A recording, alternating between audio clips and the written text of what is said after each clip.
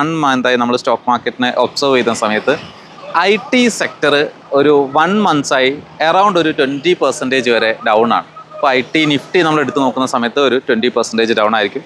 അപ്പോൾ അത് കാരണം തന്നെ IT സെക്ടറിലെ മേജറായിട്ടുള്ള കോൺട്രിബ്യൂഷൻ നൽകുന്ന ഇൻഫോസിസ്, TCS പോലെയുള്ള കമ്പനികൾ അറൗണ്ട് 20% ഡൗൺ ആണ്.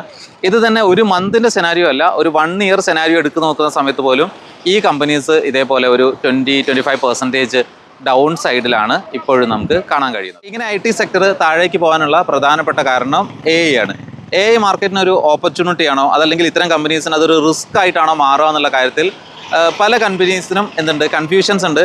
അതുകൊണ്ട് തന്നെ പല കമ്പനീസും, അതായത് IT സെക്ടറിലെ പ്രധാനപ്പെട്ട കമ്പനീസൊക്കെ അവരുടെ ക്യാപിറ്റൽ എക്സ്പെൻഡിച്ചർ റെഡ്യൂസ് ചെയ്യുന്നു. ഇപ്പോൾ നോർമലി അത് ഇൻവെസ്റ്റേഴ്സിൽ ഉണ്ടാകുന്നത് ഒരു നെഗറ്റീവായിട്ടുള്ള, അതായത് കമ്മിങ് ഇയേഴ്സിൽ അവരുടെ റവന്യൂ അല്ലെങ്കിൽ റവന്യൂ റിട്ടേൺ സൈഡിലൊക്കെ കുറവുണ്ടാവുക എന്നുള്ള ഒരു എക്സ്പെക്റ്റേഷൻസ് കാരണം നല്ല രീതിയിലുള്ള സെല്ലിംഗ് ആണ് ഈ ഒരു സെക്ടറിൽ നടന്നുകൊണ്ടിരിക്കുന്നത്. ഒരു ഇൻവെസ്റ്റർ എന്നുള്ള രീതിയിൽ നമ്മൾ മാർക്കറ്റിനെ നോക്കി കാണുമ്പോൾ ഓരോ സെക്ടറിൽ ഓരോ രീതിയിലുള്ള ഇഷ്യൂസ് ആയിരിക്കും ഓരോ സമയങ്ങളുണ്ടാവുക. ഇപ്പോഴത് AI ഫോർമിലാണ് അത് IT സെക്ടറിനെ എഫക്റ്റ് ചെയ്യുന്നത്. പക്ഷേ ഇപ്പോൾ ഒരു ഇൻവെസ്റ്റർ പാനിക് ആവാതിരിക്കാൻ വേണ്ടി ചെയ്യേണ്ട ഒരു കാര്യം, ആളുടെ പോർട്ട്ഫോളിയോ, അത് മ്യൂച്വൽ ഫണ്ട്സ് ആണെങ്കിലും ഇക്വിറ്റി പോർട്ട്ഫോളിയോ ആണെങ്കിലും ആളുടെ ഗോൾ അനുസരിച്ച് പ്രോപ്പറായിട്ട് അലൈൻ ചെയ്യുക, പ്രോപ്പറായുള്ള സെക്ടോറിയൽ മിക്സുകൾ ഫോളോ ചെയ്യുക എന്നുള്ളതാണ്. അപ്പോൾ അങ്ങനെ ഒരു പ്രോപ്പർ മിക്സാണ് ഫോളോ ചെയ്യുന്നതെങ്കിൽ IT സെക്ടറിൽ അല്പം ഒരു താഴേക്ക്, ഒരു 20% താഴേക്ക് വരുന്ന സമയത്ത് നമ്മൾ പാനിക് ആവേണ്ടതില്ല. കാരണം നമുക്ക് മറ്റ് സെക്ടേഴ്സും മറ്റ് അസറ്റ്സും നമ്മുടെ പോർട്ട്ഫോളിയോയിൽ അതിനെ കോമ്പൻസേറ്റ് ചെയ്യാനുണ്ടാവും എന്നുള്ളതാണ്. അപ്പോൾ നമ്മൾ